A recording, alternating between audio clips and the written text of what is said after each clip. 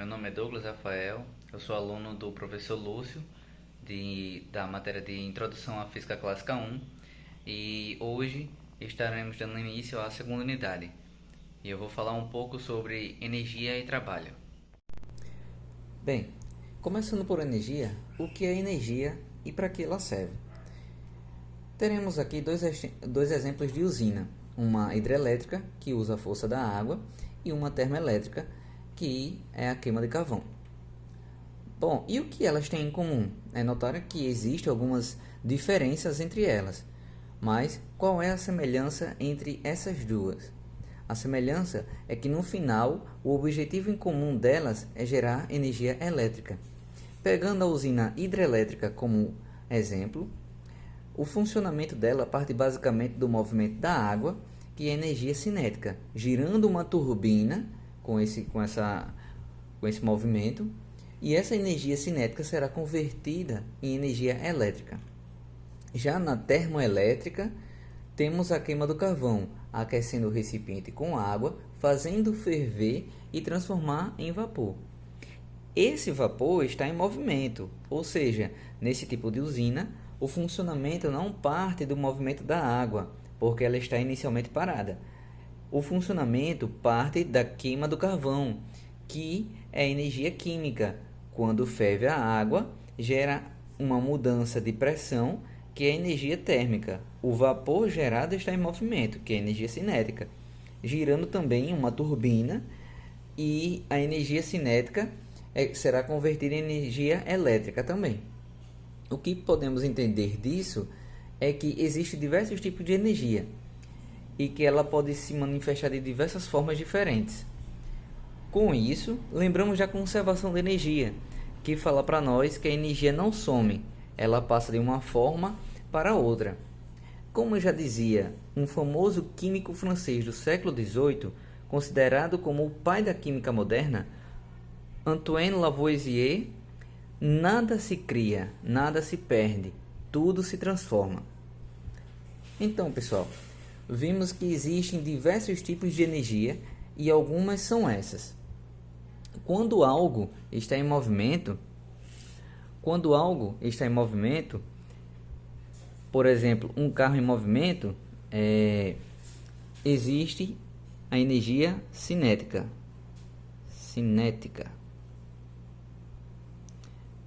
Com algo em movimento.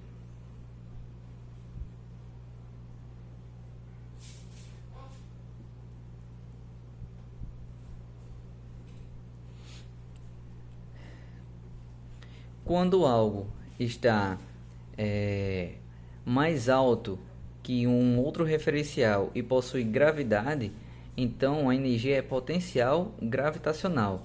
Por exemplo, uma pessoa no pico de uma montanha e outra no chão, na base da montanha.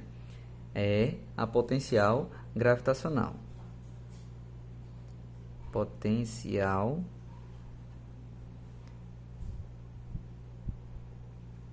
gravitacional.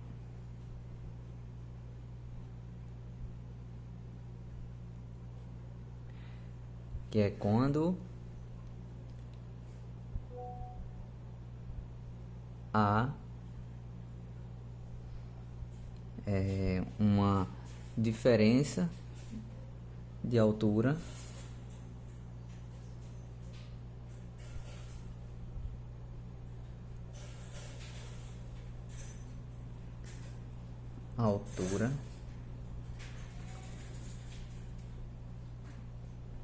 de um referencial para outro.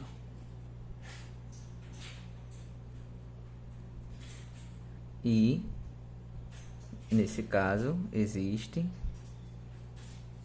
gravidade.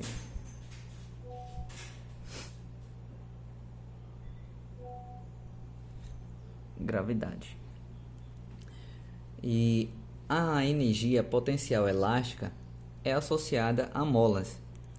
Por exemplo, uma catapulta. Então, potencial elástica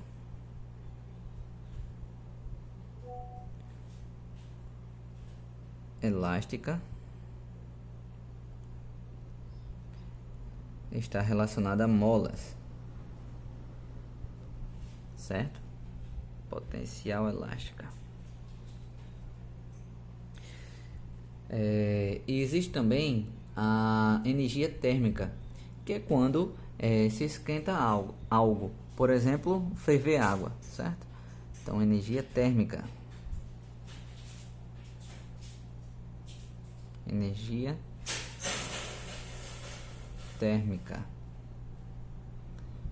Aquecer algo, né? Pode ser, eu vou botar aqui como o ferver água.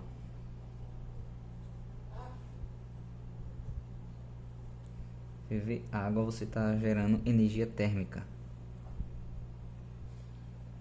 Existe também a energia potencial elétrica. Energia potencial elétrica, que é quando um elétron ganha energia. Por exemplo, a tomada de casa, a tomada das nossas casas, não é isso? Então, um elétron ganha energia.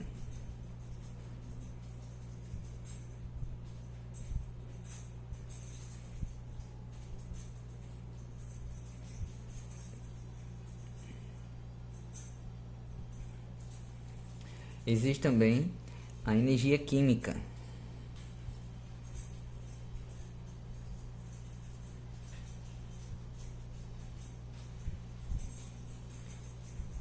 Energia química, que é quando há a quebra das ligações atômicas. Por exemplo, o carvão queimando.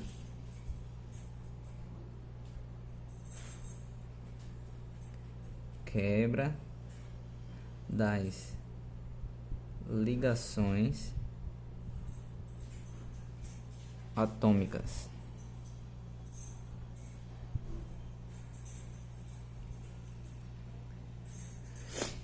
Então, a conservação da energia se dá pela forma em como a energia estava inicialmente e se transforma em outro tipo.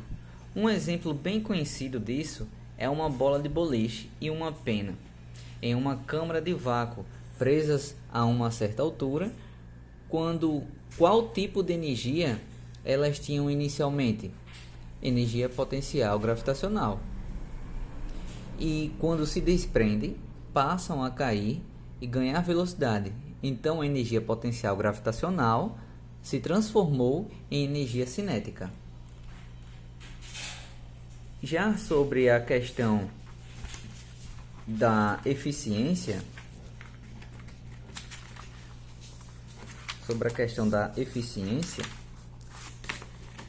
é que sempre que a energia é transformada, existem perdas.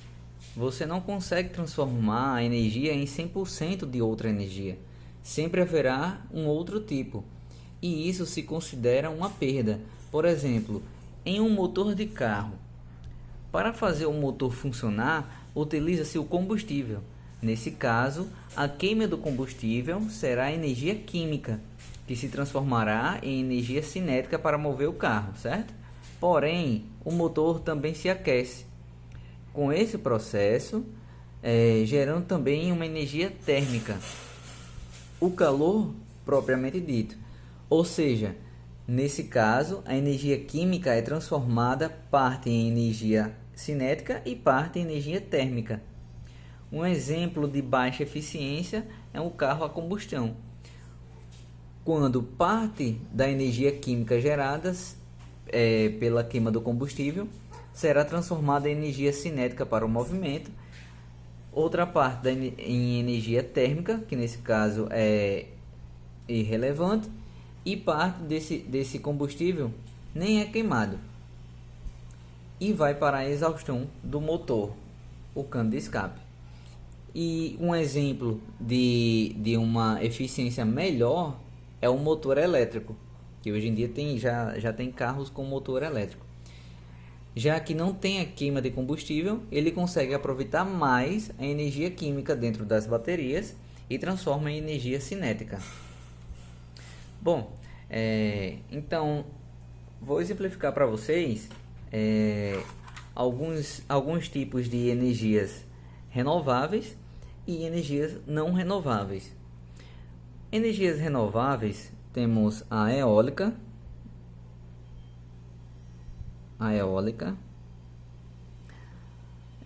a solar e a hidráulica.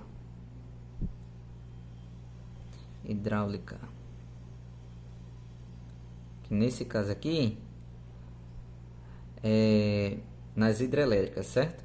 Que utiliza a força da água. Por que elas são consideradas energias renováveis?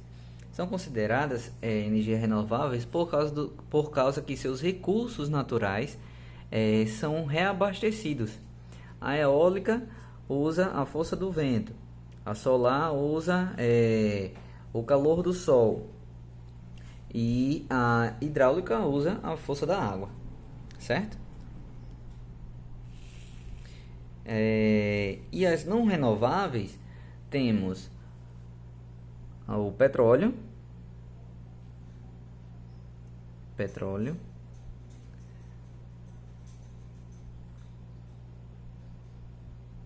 carvão,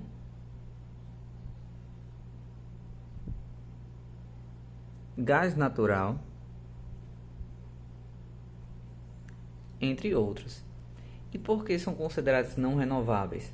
Porque seus recursos são limitados e um dia podem acabar. E sabemos que daqui a 50 anos, o petróleo pode acabar. O carvão, que é retirado da queima de árvores, um dia as árvores também podem acabar. Bem, já que entendemos o que é energia, vamos nos aprofundar um pouco e falar sobre energia cinética. A equação que utilizaremos para calcular a energia cinética se dá assim: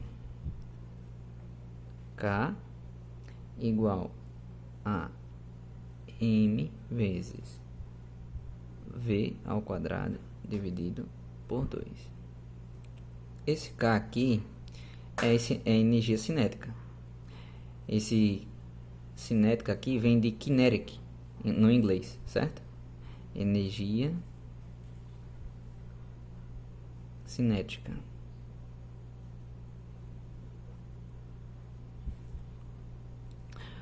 O M é a massa.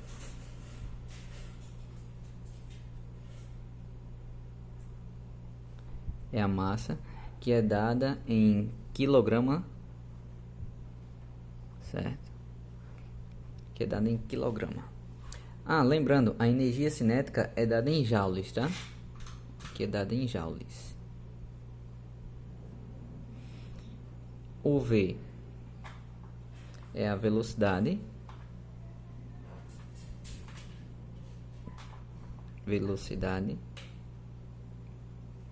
Que é dada em metros por segundo, certo?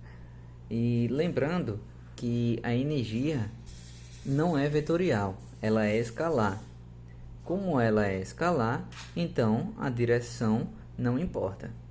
Vamos ver um exemplo agora. Vamos supor que um carro está andando a uma velocidade de 108 km por hora. E no manual dele diz que pesa 800 kg. Qual a energia cinética deste carro? Então, vamos substituir na fórmula. Sabemos que a fórmula é essa daqui. Então, o K fica 800, energia cinética, que é 800, que é a massa dele, 800 quilos, vezes... lembrando, a velocidade é metros por segundo e o carro está a 108 km por hora. O que podemos fazer nesse caso? Temos que converter de quilômetros para metros por segundo. É bem simples, basta dividir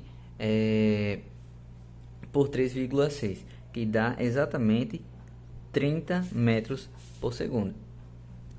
Então, como na fórmula diz que é ao quadrado, então fica 30 ao quadrado dividido por 2. Fazendo esse cálculo, descobrimos que a energia cinética desse carro é igual a 360 mil joules, certo? Isso é só enquanto ele está andando, pessoal, a essa velocidade. Caso ele freie ou mude a velocidade, essa energia se perde. No caso, ela é transformada em outro tipo, que pode ser a térmica dos freios ou do contato do pneu com o asfalto. No caso, esquenta, né? Vamos ver outro exemplo. Se pegarmos agora um tanque de guerra, que ele está na mesma velocidade de 108 km por hora, porém a massa do tanque, dependendo do modelo, esse aqui é de 70 toneladas ou 70 mil quilos. Então, energia cinética é igual a 70 mil vezes. Aqui já vimos também que temos que converter de quilômetros por hora para metros por segundo. Então, como é 108 km por hora, vai dar também 30 dividido por 2. Fazendo esse cálculo, pessoal, então fica assim: energia cinética é igual a 31 milhões e 500 mil joules. Essa é a energia cinética do tanque percorrendo em uma estrada a 108 km por hora. Agora temos uma pergunta interessante. Se a velocidade for vetorial e se a velocidade for vetorial? Como eu disse, que a energia é escalar. E se ela for vetorial? Vamos imaginar aqui um plano cartesiano. Vamos fazer aqui um plano cartesiano. Aqui é o eixo X. Aqui é o eixo Y. Nesse plano, temos o objeto, que pode ser um carrinho.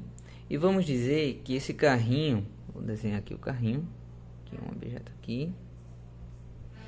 E vamos dizer que esse carrinho tem uma velocidade para cá, nessa direção aqui. Certo? A velocidade está aqui. Aqui o vetor. Certo?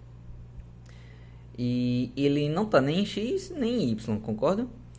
E a massa desse carrinho é 2 kg, certo? Então aqui a massa é 2 kg. 2 kg. E eu pergunto, qual é a energia cinética desse objeto? Para facilitar, vou dar que o vetor velocidade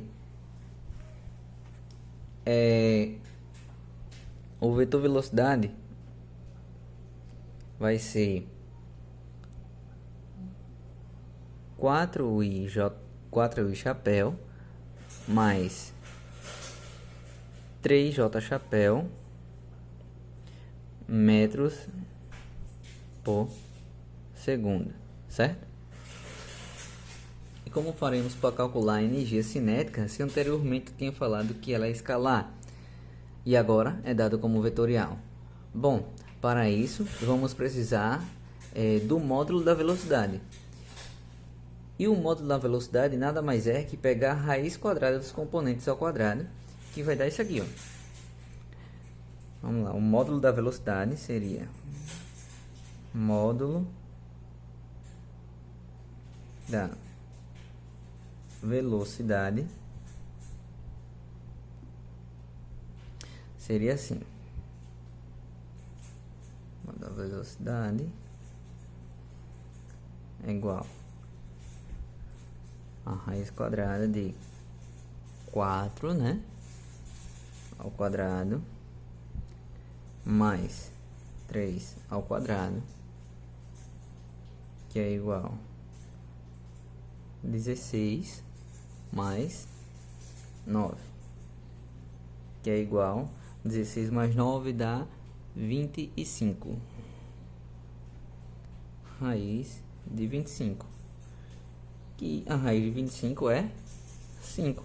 Então, descobrimos que a velocidade desse carrinho aqui é 5 metros por segundo. Agora já podemos calcular a energia cinética desse carrinho. Então fica energia cinética igual a massa dele, que é 2, vezes a velocidade ao quadrado, dividido por 2, que é igual, vamos lá, 5 ao quadrado dá 25. Esse 2 aqui vai cortar com esse aqui. Então, a energia cinética dele é 25 joules.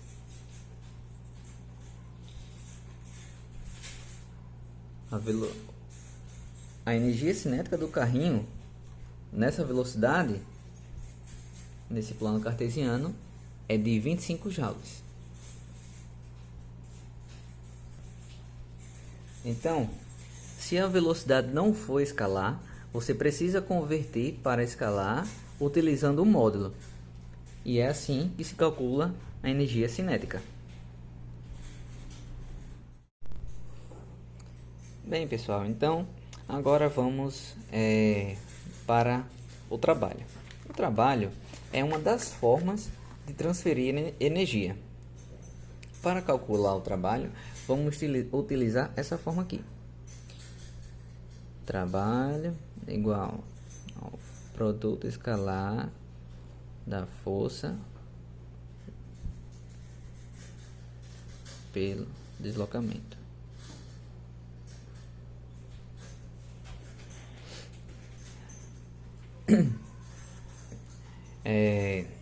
Esse W aqui é de work, que é trabalho em inglês, e ele também é dado em joules, certo? Então, trabalho é dado em joules.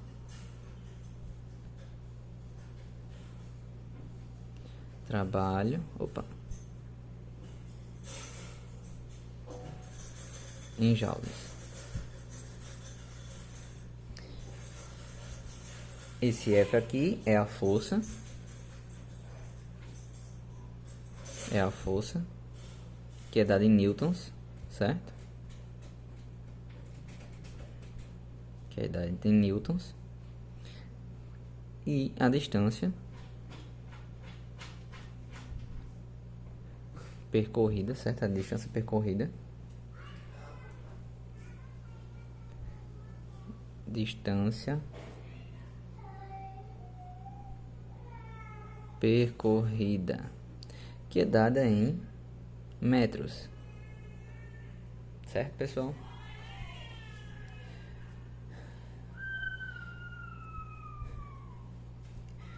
E veremos que isso tudo aqui é a nossa variação de energia cinética. Vamos ver um exemplo para fixar. Vamos supor, vamos ver um exemplo aqui. Um exemplo. Vamos supor que temos um objeto. Vou botar aqui um objeto, certo? E eu exerço uma força sobre ele de 4 newtons por 3 metros. Então, eu exerço uma força sobre ele, F igual a 4 newtons,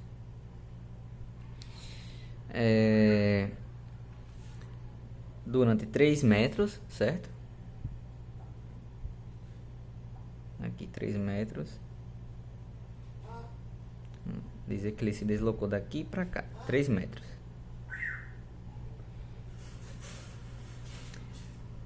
E essa força faz um ângulo de 60 graus com a superfície. Como já tinha colocado aqui, faz um ângulo de 60 graus com a superfície. Então, aqui temos um f de x aqui, certo? f de x e aqui o f de y. E aqui temos 60 graus.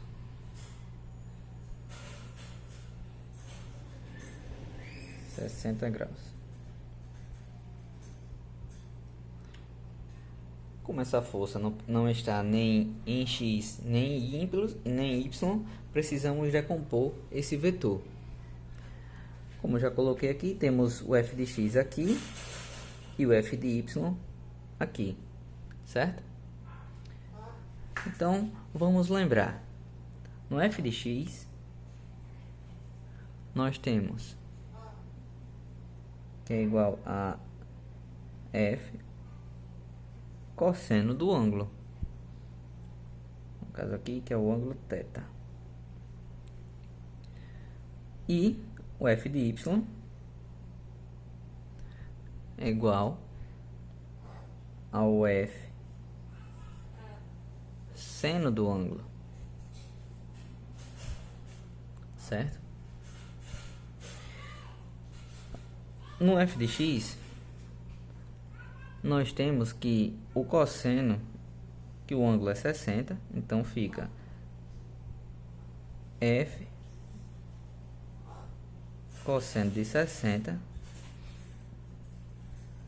O cosseno de 60 é igual a meio, então fica... Quem é f? É 4.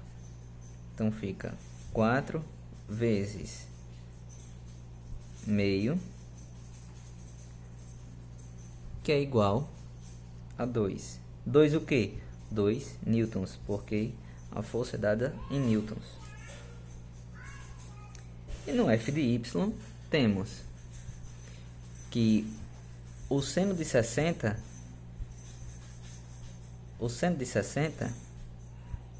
é igual a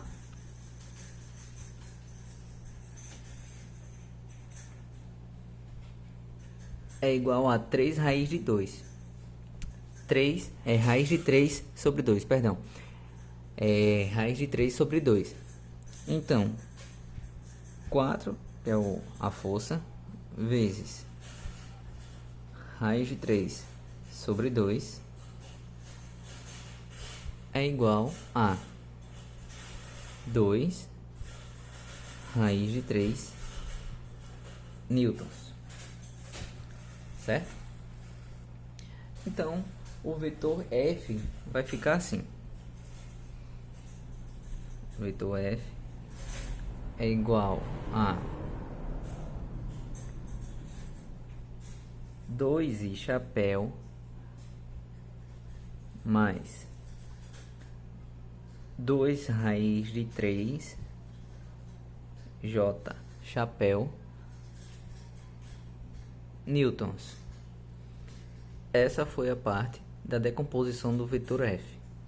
O vetor D, que é a distância, vai ser o vetor D vai ser 3 e chapéu metros. Então agora podemos calcular o trabalho, que é o produto escalar. Então vai ficar trabalho é igual a 2 vezes 3 mais 2 raiz de 3 vezes 0, porque no vetor D não teve deslocamento, não teve o J, então é 0. Então esse termo aqui já vai embora. Então o trabalho é igual a 6 joules. E é isso, pessoal. Já aprendemos a calcular o trabalho.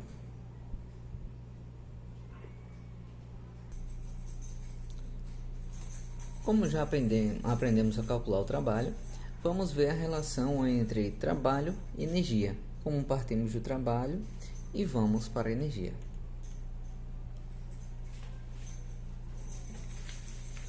Vamos lá, então.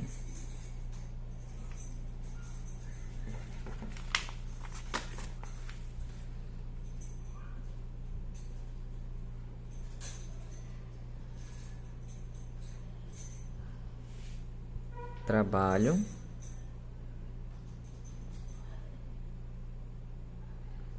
pela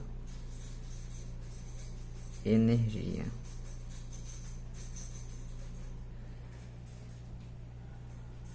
Trabalho pela energia. Então sabemos que o trabalho muda minha energia cinética. Se eu receber um trabalho, eu aumento minha energia cinética. Se eu receber um trabalho negativo, eu vou perder minha energia cinética. Vamos ver alguns exemplos dessa variação de energia cinética para fixar melhor. Então vamos lá.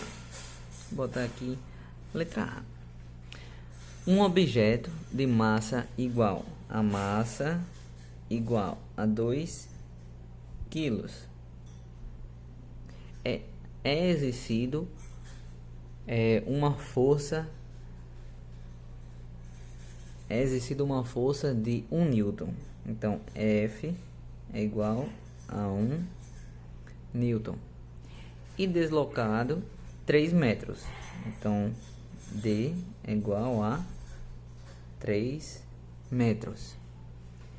Se o objeto partiu do repouso, qual a sua velocidade final? Bem, como não temos vetores dessa vez, vamos utilizar o cosseno de θ. Nesse caso, deixa eu desenhar aqui para a gente visualizar. Está aqui o nosso objeto, certo? Aqui nosso objeto. Uma força de 1 newton. 1 newton. Um deslocamento também de 3 metros. 3 metros, ele parou aqui, certo? Nesse caso, como a força e o deslocamento estão na mesma direção e posição, não há um ângulo entre eles. Então o ângulo aqui é zero. Então fica o cosseno de zero é o que? 1. Deixa eu botar aqui logo. Cosseno de zero igual a 1. Então fica assim. Trabalho é igual a F vezes D vezes cosseno de θ.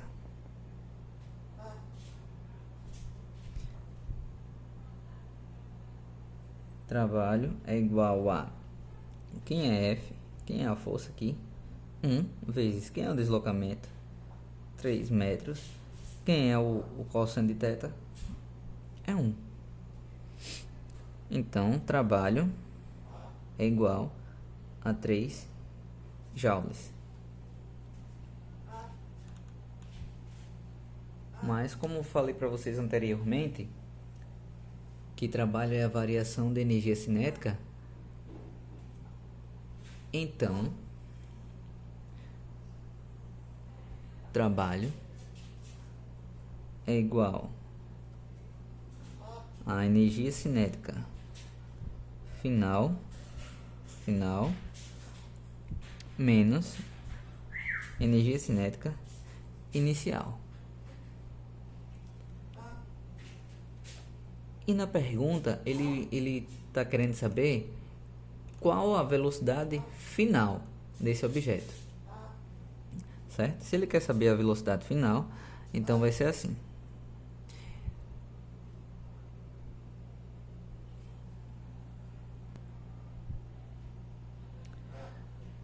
Como vimos anteriormente, que energia cinética é a massa vezes a velocidade ao quadrado vezes 2, ou dividido por 2, certo?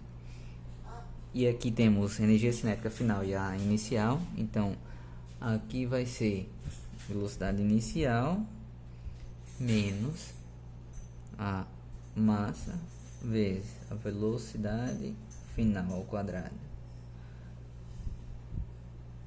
Aqui é final, certo? Desculpa aí. Aqui é final e aqui é inicial, dividido por 2. Como no problema ele pede para calcularmos a energia ou a velocidade final, então esse termo aqui podemos descartar. Então, como a questão pede a velocidade final, vamos ver se já temos todos os dados.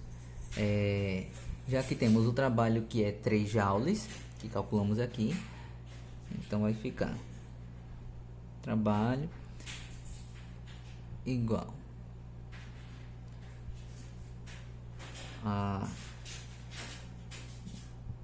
ao quadrado final, certo? Dividido por 2. Então, temos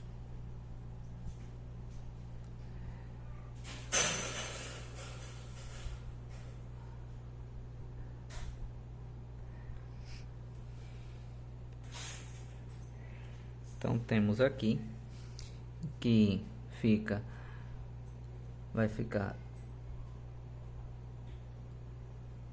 2W dividido por metro igual a velocidade ao quadrado final. A velocidade final ao quadrado. Então vamos organizar aqui, vamos reescrever aqui, tá bom? Vai ficar velocidade final é igual a raiz quadrada de 2W vezes dividido por m, que é igual a, quem é o W? É o nosso trabalho, então vai ficar 2 vezes 3 dividido, qual foi a distância percorrida? 2.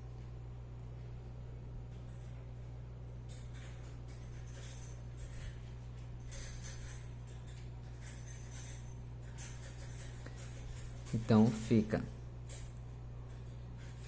raiz de 3, já aqui cortamos esses dois termos.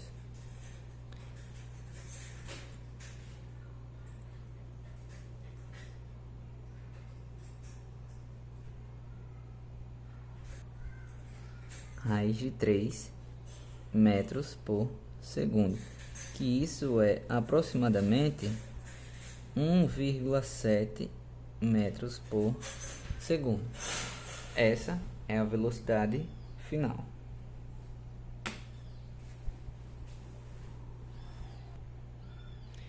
Vamos ver um outro exemplo.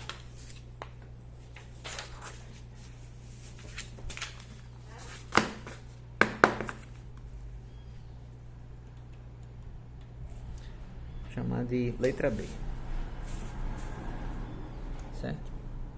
Letra B igual. E se a velocidade inicial fosse igual a 2 metros por segundo, qual seria a velocidade final? Então vamos lá. Se a velocidade inicial fosse igual a 2 metros por segundo,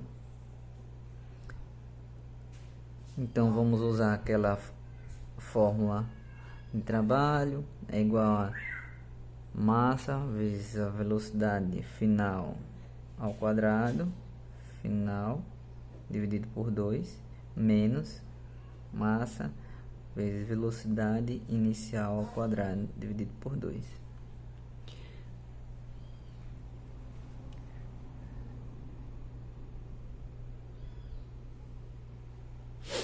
Então fica assim. Como queremos descobrir a velocidade final, então vai ficar assim: 2 sobre m vezes o trabalho mais a massa vezes a velocidade inicial ao quadrado dividido por 2, igual a velocidade final ao quadrado. Então fica velocidade final é igual a raiz quadrada de 2 sobre m vezes o trabalho mais velocidade inicial ao quadrado sobre 2, que é igual a raiz quadrada de 2 dividido por 2, 2 sobre 2, vezes o trabalho, que é 3, mais a velocidade inicial,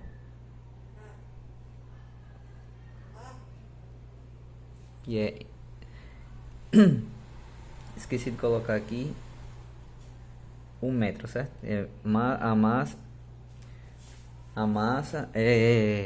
A massa vezes a velocidade inicial ao quadrado. Então aqui vai ser 2 vezes 2, que é a velocidade inicial, ao quadrado, dividido por 2.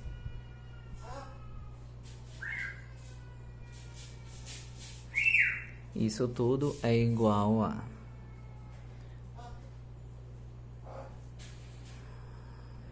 raiz de 7, que é aproximadamente 2,65 metros por segundo. Essa seria a velocidade final se a velocidade inicial fosse 2 metros por segundo.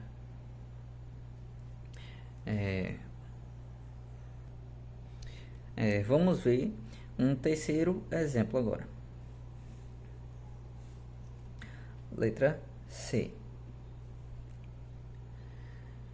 Um objeto de massa de 2 kg, m igual a 2 kg, e a velocidade inicial igual a 3 metros por segundo, sofre uma força contrária até fazê-lo parar.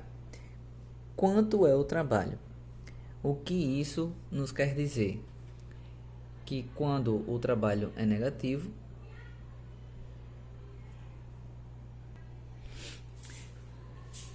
então vamos lá. Aqui está o nosso objeto de massa de 2 kg, certo? Massa igual a 2 kg, já está aqui. E a velocidade inicial dele para lá, que é 3 metros por segundo. E ele sofre uma força contrária até parar, uma força F, até parar. Como podemos calcular isso? Trabalho é igual à variação de energia cinética. Trabalho é igual a massa vezes velocidade final ao quadrado dividido por 2, menos a massa vezes velocidade inicial ao quadrado dividido por 2. No problema, diz que ele sofre uma força contrária até parar. O que isso quer dizer? Que se é até parar, então a velocidade final é zero, certo? Então esse termo aqui já é zero. Mas vamos dar continuidade. Então, o trabalho é igual a massa, que é 2, vezes velocidade final, que é 0, dividido por 2. Isso aqui já sabemos que é 0, então não precisa. Menos a massa, que é 2, vezes a velocidade inicial, que é 3, ao quadrado, dividido por 2. Isso nos dá que o trabalho é igual a, esse 2 corta com esse 2, 3 ao quadrado é 9, menos 9 joules. Esse é o trabalho desse objeto aqui. Mas por que menos 9 joules? Isso quer dizer que o corpo está perdendo energia. Como ele sofreu uma força contrária à velocidade dele, se ele sofreu uma força contrária, ele está parando. Então, ele está perdendo energia. Bem, agora vamos falar sobre trabalho da força gravitacional. Como vimos anteriormente, o trabalho pode ser escrito como trabalho igual o produto escalar de F por D, certo? Também pode ser escrito como trabalho pelo módulo de F por D vezes o cosseno do ângulo entre eles. Cosseno do ângulo entre eles. Como estamos falando de força gravitacional, só para relembrar, é dado pela força gravitacional, vou botar força G aqui, igual a massa pela gravidade. Lembrando que a unidade do trabalho é dada em joules. Então vamos ver um exemplo para fixar. Vamos supor que em um plano inclinado,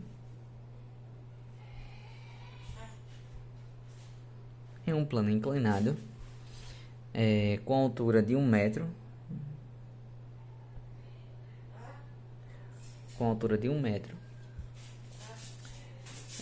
você tem um objeto de massa igual a 5 kg. Então aqui o nosso objeto tem 5 kg.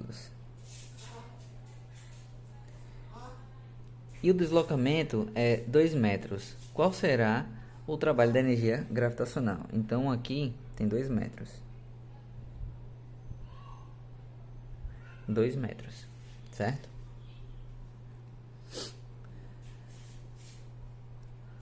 Então, como calculamos o vetor força dessa forma?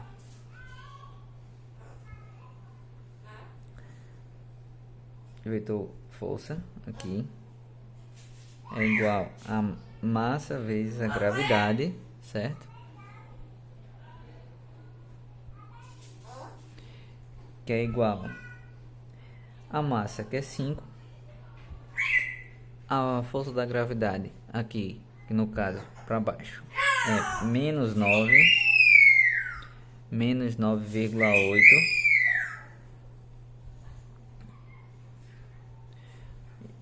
J chapéu, que é igual a menos 49 J chapéu newtons.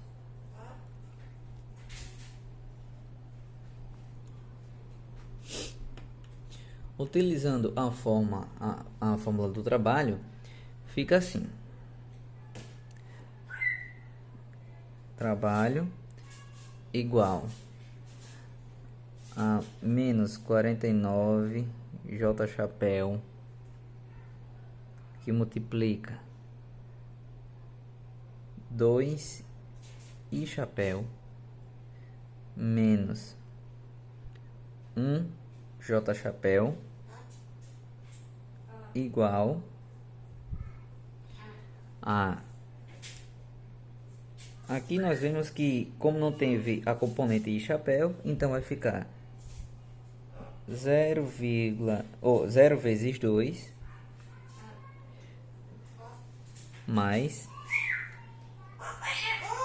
menos 49 vezes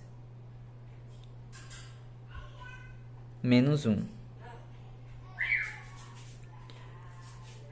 Isso fica como? 0 vezes 2 dá 0. Então, menos 49 vezes menos 1 dá 49 joules.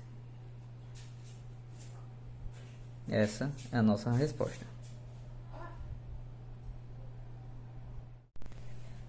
Bem, agora vamos para o trabalho do atrito. No trabalho do atrito, nós vamos ver alguns exemplos de como calcular esse trabalho. Não tem nada de novo. O atrito faz uma força e que já aprendemos a calcular anteriormente, e pegamos essa força e multiplicamos pelo deslocamento. Vamos fazer um exemplo. Temos aqui um bloco de massa de 2 kg, certo? A massa dele igual a 2 kg. A força que eu exerço nele é de 20 newtons.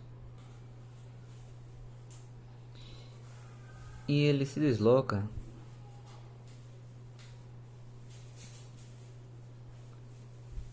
por 3 metros.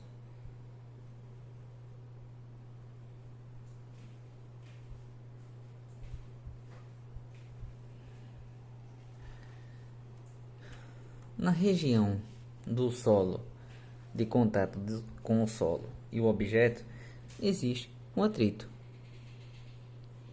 Nessa região aqui vai existir o atrito, certo? Então, nós temos o miestático, que é igual a 0,6, e o midinâmico, que é igual a 0,5. E queremos calcular o trabalho. A primeira coisa que vamos fazer é desenhar o diagrama do corpo livre. Então, diagrama do corpo livre. Nós vamos desenhar o nosso objeto aqui, o corpo. Para frente, nós temos a força F1.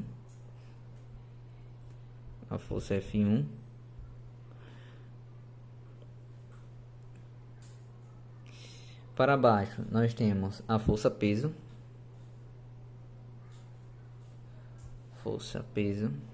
Que é igual a P, que nesse caso é a massa vezes a gravidade.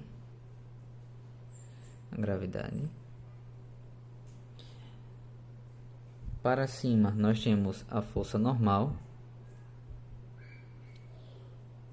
Fn. E para trás nós temos a força do atrito, Fat, certo? Então são essas 4 forças que temos aqui. Agora vamos escrever a segunda lei de Newton para cada uma das coordenadas separadamente.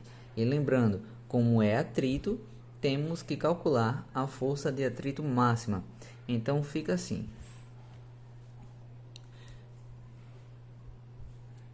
F1 menos força de atrito igual a massa vezes aceleração em x,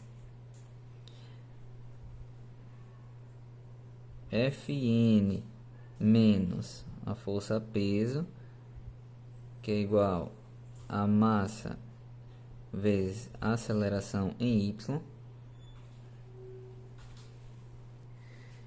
e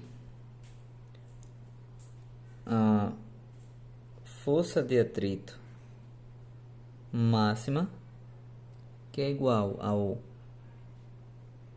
ao miestático vezes a força normal.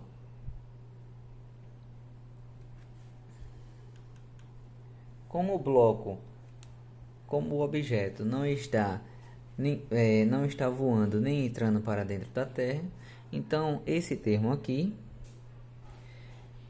vai embora. Nesse caso, fica Fn menos P igual a 0. Fn igual a P, que é igual a massa vezes a gravidade. Substituindo na fórmula do atrito máximo, fica assim: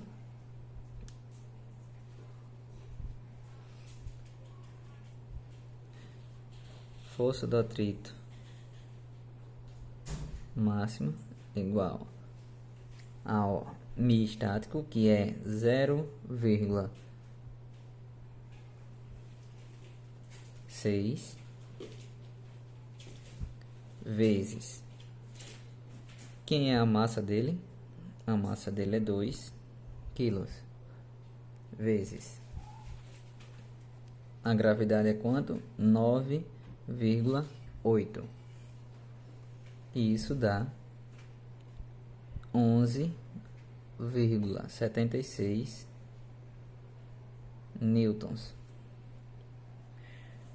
O que isso nos quer dizer? Que se a força que eu aplico foi de 20 newtons e a força de atrito máxima é de 11,73, desculpa, é 73 newtons, então o bloco começa a se mover.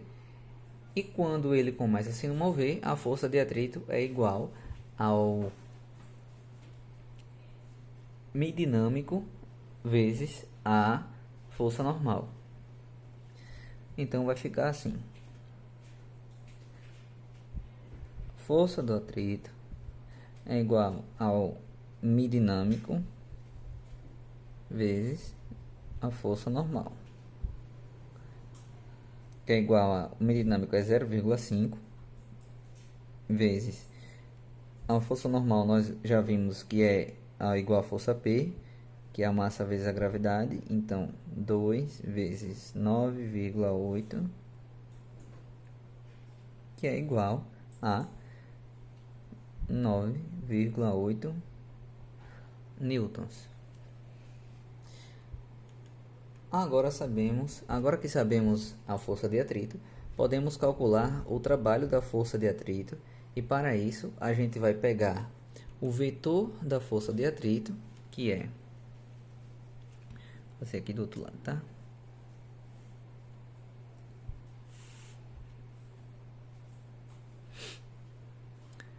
O vetor da força do atrito, que é igual a menos 9,8 e chapéu newtons. Então, o trabalho do atrito,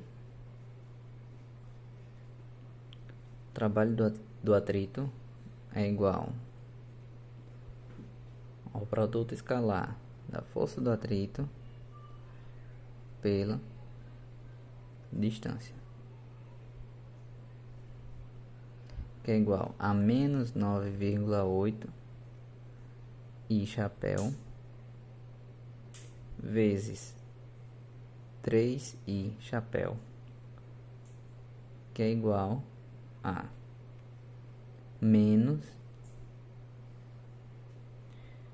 29,4 joules. Lembrando, pessoal, que eu tinha esquecido de colocar aqui que o vetor d da distância é igual a 3i chapéu, que é em metros, que é o que ele percorreu, que a gente tinha visto no início da questão. Tá bom? Então, com isso, podemos concluir que o atrito retirou energia do nosso sistema, ou seja, deu uma freadinha.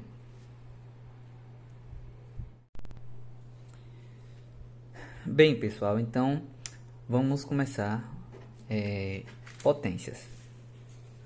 O que é potência? Potência é a derivada do trabalho em relação ao tempo.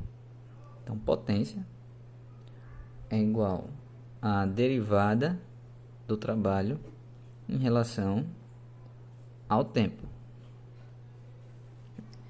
É assim que ela pode ser escrita.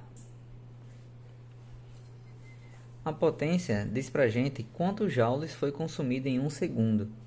Então, potência é a quantidade de energia por tempo, que é dada em watts. Então, potência também pode ser escrita por joules por segundo, que é igual a watts, que é dada em watts. Cuidado para não se confundirem com o W do trabalho. Aqui é watts. Então, quando lemos nos eletrodomésticos, por exemplo, um secador de cabelo que tem 2.000 watts de consumo, Isso quer dizer que ele consome 2.000 joules por segundo. E isso é o que ele consome a cada segundo. Potência da velocidade em função da velocidade.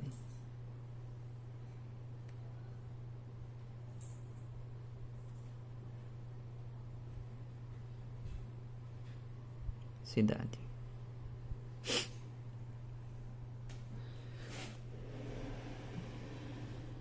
Nesse caso, temos a potência igual a derivada do trabalho em relação ao tempo, como já vimos aqui.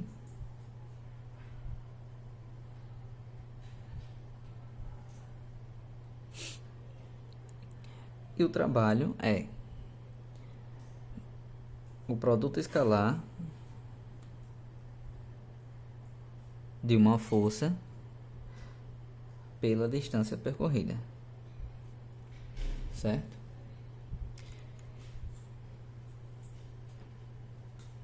Então fica assim: potência é igual a derivada de F vezes D dividido pela derivada do tempo.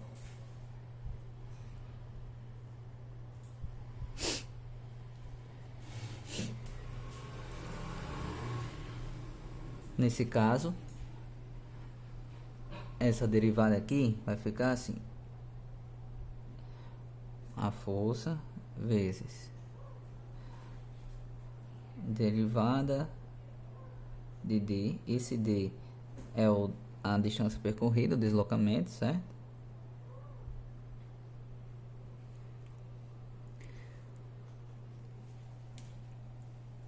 E esse D é a distância percorrida, que pode ser em x ou em y. Eu vou escrever aqui da forma que escrevi antigamente, que é dessa forma assim: F é igual a distância aqui, no caso, que vai ser derivada de R pela derivada do tempo, que é F vezes V, velocidade. Então, se a força for constante, podemos escrever como produto escalar de F e V. Então podemos escrever dessa forma: potência é igual ao produto escalar de F e V. Bem, pessoal, por último, nós vamos falar sobre a força elástica. Aqui nós vamos começar a falar sobre molas. E quando falamos de mola, lembramos de uma equação que aprendemos lá no ensino médio, que é a lei de Hooke. E ela é escrita dessa forma assim: F é igual a menos K, cuidado para não confundir esse K com K de cinética, certo? Vezes X. Esse K é dado em newtons. K é a constante elástica da mola.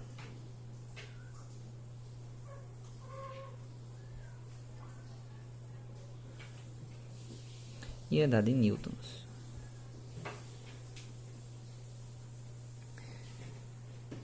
E o X é a distância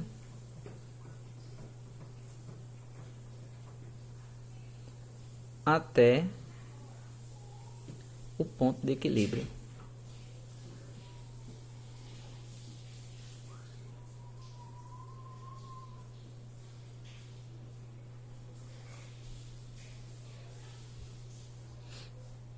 E é dado em metros. E a constante, pessoal, da mola depende do material que a mola foi fabricada, da espessura dela, pois existem molas mais rígidas e menos rígidas, mais grossas, mais finas. E com isso, a constante da mola varia de mola para mola. Mas como funcionava essa lei de Hooke? Se temos uma mola relaxada e sua constante é de 10 newtons, vamos fazer um exemplo, pessoal. Aqui temos uma mola,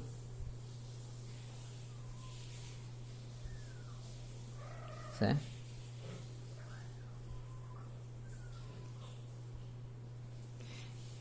Tá aqui.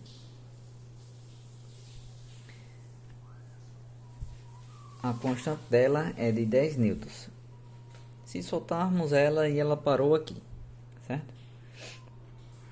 Como ela está em equilíbrio, esse ponto aqui será o zero. Então aqui é o ponto zero. Se segurarmos ela nessa posição, que força sentiremos? Vai estar puxando ou empurrando? Nenhum nem outro, porque ela está no ponto de equilíbrio. Ela está parada aqui. Então, para calcular seria aqui o K dela, o K, que é a constante elástica, é igual a 10 newtons por metro. Então, na equação ficaria menos K vezes X, que é igual a menos 10 vezes... Quanto é o X aqui? Zero, porque ela não se deslocou para canto nenhum, ela está em repouso.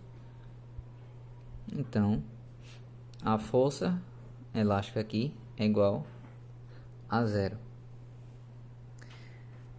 E agora, se nós comprimirmos um pouco essa mola, então vamos aqui, vamos comprimir um pouco essa mola. Vamos dizer que a gente comprimiu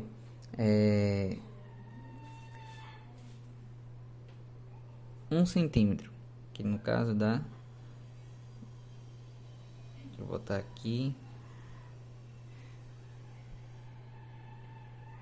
aqui onde ela parou, isso aqui dá 0,1 metros, e a força F tá para cá, certo? Então F é igual a menos 10 vezes, como a força está empurrando, vamos considerar que para a esquerda é negativo e para a direita é positivo. Então vai ser menos 0,1, que é igual a 1 newton. Mas e se agora nós puxarmos essa mola? Então, ao invés de comprimirmos, estamos puxando, ela passou do ponto de equilíbrio, puxamos um pouco ela.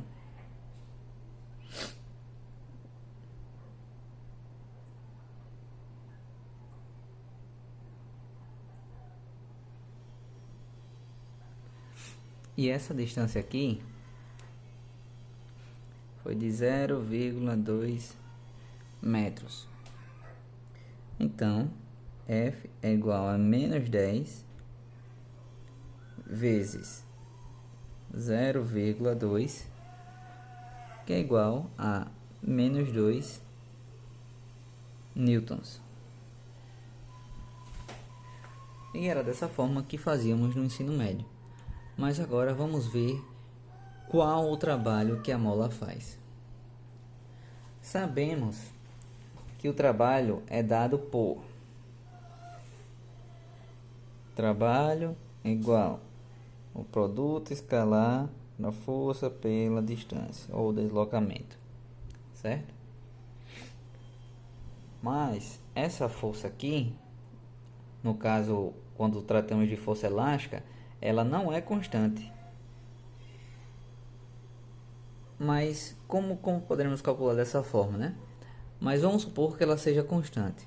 Então, vamos supor que ela seja constante.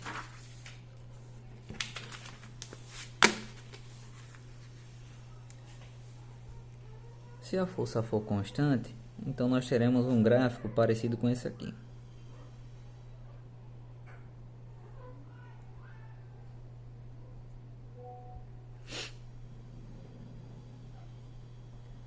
Aqui é F, aqui é D, a força constante vai estar isso aqui.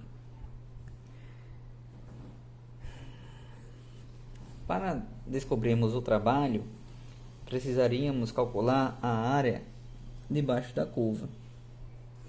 Então, essa área aqui nos daria o trabalho, certo? Seria F vezes D, certo? Nos daria o trabalho, isso aqui. No nosso caso, sabemos que a força não é constante, a força elástica não é constante. Como podemos calcular o trabalho dessa forma? Bem, nós podemos usar essa mesma estratégia aqui. Podemos utilizar essa mesma estratégia aqui. Então, ficaria mais ou menos dessa forma o gráfico. Aqui seria o eixo da força. Aqui o eixo do deslocamento. Lembrando que a fórmula da força elástica é menos K vezes X. Então já sabemos que a nossa força está para baixo.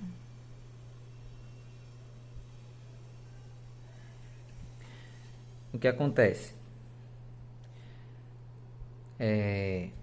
Calcularíamos essa área embaixo da curva, certo? Embaixo da curva, e isso aqui daria o nosso trabalho. Só que nós calcularíamos nesse ponto aqui, esse ponto X. Então, na nossa fórmula ficaria assim, na equação ficaria trabalho é igual a f de x sobre 2, porque aqui é um triângulo, então f de x sobre 2, que é igual, como precisaríamos calcular a força nesse ponto aqui que é de x, ficaria menos k vezes x igual a 2, que é igual a menos k vezes x ao quadrado sobre 2. Essa é uma das formas de calcular o trabalho de uma mola. E percebam que não necessariamente precisamos começar puxando a mola ou comprimindo ela sempre do zero, né? Poderia ser desse ponto aqui.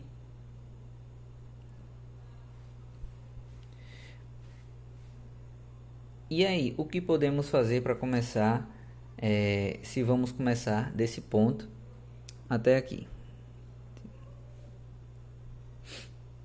Precisamos descontar toda essa partezinha daqui. Nós vamos calcular a área novamente toda e tirar essa área aqui.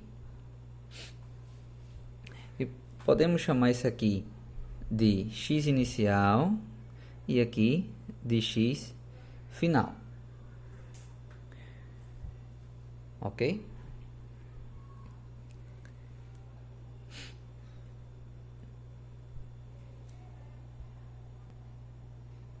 E nessa parte aqui seria menos k